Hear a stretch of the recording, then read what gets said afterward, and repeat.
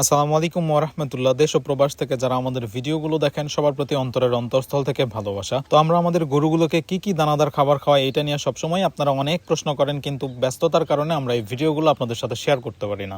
ইনশাআল্লাহ আজকে আপনাদের দেখাবো আমরা আমাদের গরুগুলোকে কি কি দানাদার খাবার খাওয়াই। শুরুতেই বলে রাখি, আমরা কোনো প্রকার মেডিসিনের উপর ডিপেন্ডেবল না এবং আমরা সম্পূর্ণ ন্যাচারাল পদ্ধতিতেই গত 7 বছর ধরে এইভাবেই গরু মোটা তাজাকরণ করে আসতেছি এবং আলহামদুলিল্লাহ আমাদের রেজাল্টটা আপনাদের চোখের সামনেই। আর আমাদের গরুগুলো হয়তো ফুটবলের মতো মোটা তাজা না, কিন্তু ন্যাচারাল একটা গ্রোথ আমরা আনতে পারি আলহামদুলিল্লাহ। এবং আমাদের এখান থেকে যা প্রফিট হয় আমরা বুকে হাত দিয়ে বলতে পারি যে হ্যাঁ, আমরা ন্যাচারাল পদ্ধতিতে গরু মোটা তাজাকরণ করি এবং কুরবানি ক্রেতাদের হাতে আমরা অথেন্টিক একটা প্রোডাক্ট তুলে দিতে পারি আলহামদুলিল্লাহ। আমরা আমাদের দানাদার খাবারে 25% গমের ভুসি, 20% গম ভাঙা, 20% ভুট্টা ভাঙা, 10% খেসারি ভাঙা, 20% ধানের গুঁড়া এবং 5% সরিষার খোল ব্যবহার করি আলহামদুলিল্লাহ। এবং আমার হাতে যে মেডিসিনটা দেখলেন এটা ডিসিপি পাউডার, যেটা ডাই ক্যালসিয়াম ফসফেট, গরুর ক্যালসিয়ামের ঘাটতি পূরণ করার জন্য ব্যবহার করা হয়। এবং আরেকটি ছিল খাবার সোডা, যেটা গরুর হজম শক্তি বাড়ানোর জন্য আমরা ব্যবহার করি। এর বাইরে আমরা আর কোনো প্রকার মেডিসিন ইউজ করি না। আর আপনারা অনেকেই জিজ্ঞেস করেন যে ভাই ভুট্টাটা কি অবস্থায় আপনারা খাওয়ান। আমরা ভুট্টাটা সিদ্ধ করেও খাওয়াই না, আমরা একবারে মিহি গুঁড়া করে নিই এবং পরবর্তীতে এগুলো আমরা গরুকে পানির সাথে মিক্স করে খাওয়াই। আপনারা অনেকেই সরিষার খোলটা মিল থেকে ভাঙায় নেওয়ার পর ঠিক এভাবেই দানাদার খাবারের সাথে মিক্সড করে ব্যবহার করেন, কিন্তু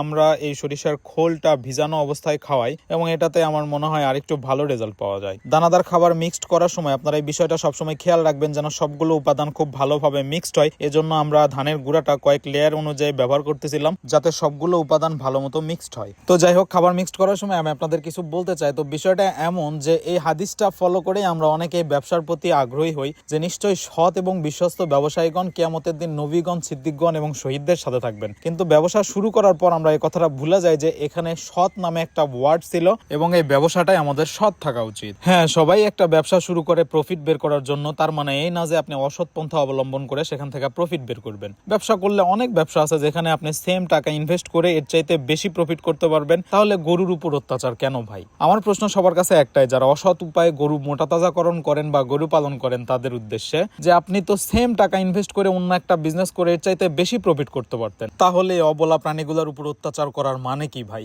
তো যাই হোক, বাংলাদেশের সত্যি কথার ভাত অনেক কম এবং বাঙালিদের বোকা বানানো সবচাইতে সহজ।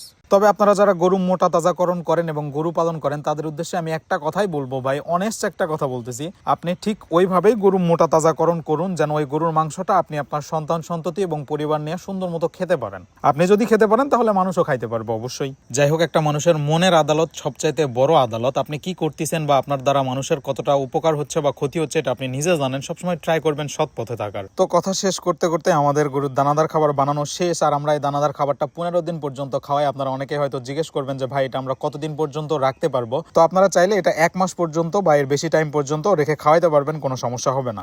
ভিডিও শেষে আমি আপনাদের একটা কথাই বলতে চাই, আপনারা যারা ব্রয়লার ফিড লাভার আছেন, গরুকে ব্রয়লার ফিড খাওয়ান, তারা একবার ক্যাটেল ফিড খাওয়াই দেখতে পারেন। আশা করি সেম টাকায় আপনাদের অনেক ভালো একটা রেজাল্ট আসবে। আমি ভাই কোম্পানি থেকে টাকা খাই না, আপনার এলাকায় যেটা অ্যাভেলেবল সেটাই খাওয়ান। অবশ্যই ব্রয়লার ফিড স্কিপ করবেন। ভিডিওটি হয়তো আপনারা 3 মিনিটেই দেখে শেষ করলেন, কিন্তু এই কাজটা কমপ্লিট করতে আমার আর আব্বার প্রায় 2 ঘন্টার সময় লাগছিল এবং কাজটা অনেক কষ্টের। আপনারা যারা খামারি আছেন তারা জানেন। তো তখনই ভালো লাগে, এত কষ্টের পর ভিডিও করে যখন পোস্ট করি সেটা অনেক বেশি শেয়ার হয়। তো সবাই ভিডিওটি ভালো লাগলে অবশ্যই শেয়ার করবেন এবং আমাদের জন্য দোয়া রাখবেন। আসসালামু আলাইকুম ওয়া রাহমাতুল্লাহ।